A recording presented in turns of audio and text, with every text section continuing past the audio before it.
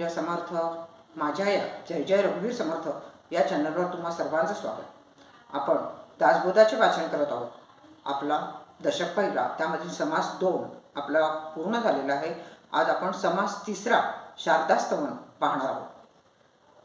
समर्थांनी या स्तवनामध्ये शारदेचं खूप सुंदर असं वर्णन केलेलं आहे आणि 25 ओव्या त्यांनी या शारदा स्तवनमध्ये शारदेची स्तुती करण्यासाठी लिहिलेले आहे.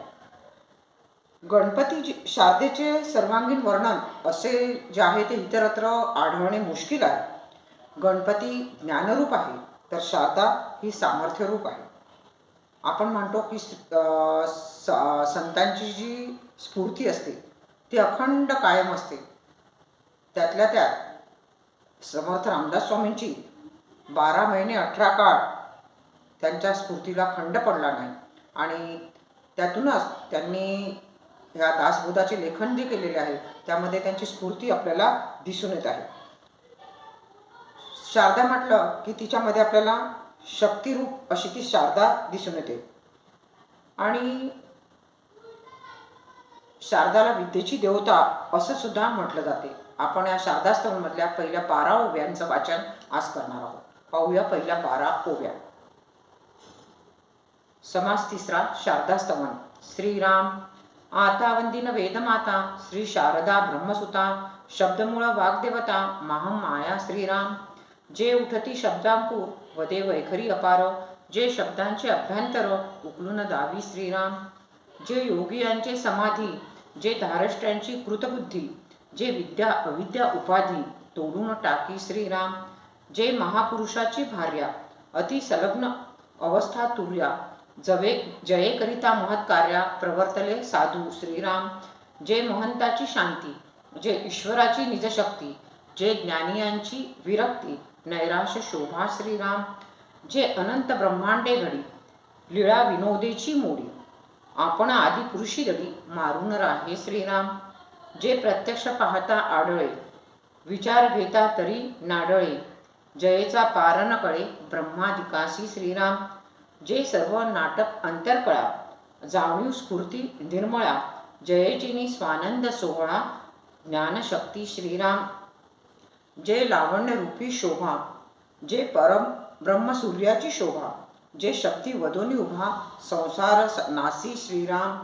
जे मोक्षश्रिया महामंगळा जे सन्नावी जीवनकळा जे सत्वलीळा सुसितिळा लावण्य खाणी श्रीराम. जे अव्यक्त पुरुषाची व्यक्ती विस्तारे वाढले इच्छाशक्ती जे कळी काळाची नियंती सद्गुरु कृपा श्रीराम. जे परमार्थ मार्गीचा विचार निवडून दावी सारा सार भवसिंधूचा पैल पार पाववी शब्दबळे श्रीराम. अशा या 12 ओव्या आहेत. आपण त्याचं मराठीमध्ये वाचन करणार आहोत. या ओव्यांचं आपण रूपांतर जे मराठीत केलेलं आहे दासबोधामध्ये त्याचं मी वाचन करत आहे. श्रीराम आता वंदिन वेदमाता श्री शारदा ब्रह्मसुता शब्दमूळ वाग्देवता महाम माया श्रीराम. शारदेचे जे मूळ रूप आहे ती वेदांची आई ब्रह्मदेवाची कन्या नादाचे जन्मस्थान वाणीची स्वामिनी आणि महामाया अशी जी शारदा तिला मी नमस्कार करतो. जे उठती शब्दांकुर वदे वैखरी अपार जे शब्दांचे अभ्यंतर उकलून दावी.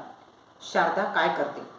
तिच्यामुळे सूक्ष्म रूपाने शब्द उत्पन्न होतात, वैखरीने अपार शब्द बोलले जातात आणि तीच शब्दांचे अंतरंग म्हणजे अर्थ स्पष्ट करून दाखवते. जे योगियांचे समाधी जे धारिष्ठांची कृतबुद्धी जे विद्या अविद्या उपाधी तोडून टाकी. जीवनात शारदा कोठे कोठे आढळते? योग्यांच्या समाधीमध्ये आढळते, धाडसी पुरुषांच्या निर्भयतेमध्ये ती आढळते, विद्या आणि अविद्या या दोन्ही उपाधी ती नाहीशा करते. जे महापुरुषाची भार्या अति संलग्न अवस्था तुर्या जयेकरिता महत्कार्या प्रवर्तले साधू. आदिपुरुष जो ईश्वर त्याची ती भार्या आहे. ईश्वराशी अत्यंत निकट असता भक्तांच्या अनुभवास येणारी सूर्यावस्था ती हीच होय. तिच्या जोरावरच साधू पुरुष महान कार्य करण्यास प्रवृत्त होतात. जे महंताची शांती जे ईश्वराची निजशक्ती जय ज्ञानियांची विरक्ती नैराश्य शोभा. थोर पुरुषांच्या शांतीमध्ये आणि ज्ञानी पुरुषांच्या विरक्तीमध्ये शारदास प्रगट होते.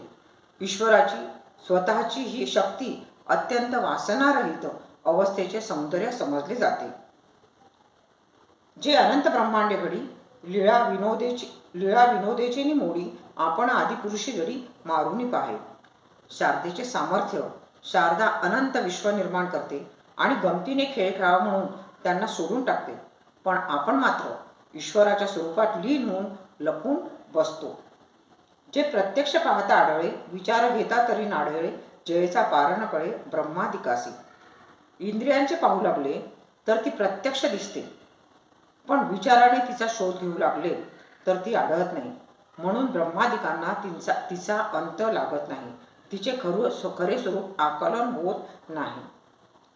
जे सर्व नाटक अंतरकळा जाणीव स्फूर्ती निर्मळा जयेची स्वानंद सोहळा ज्ञानशक्ती.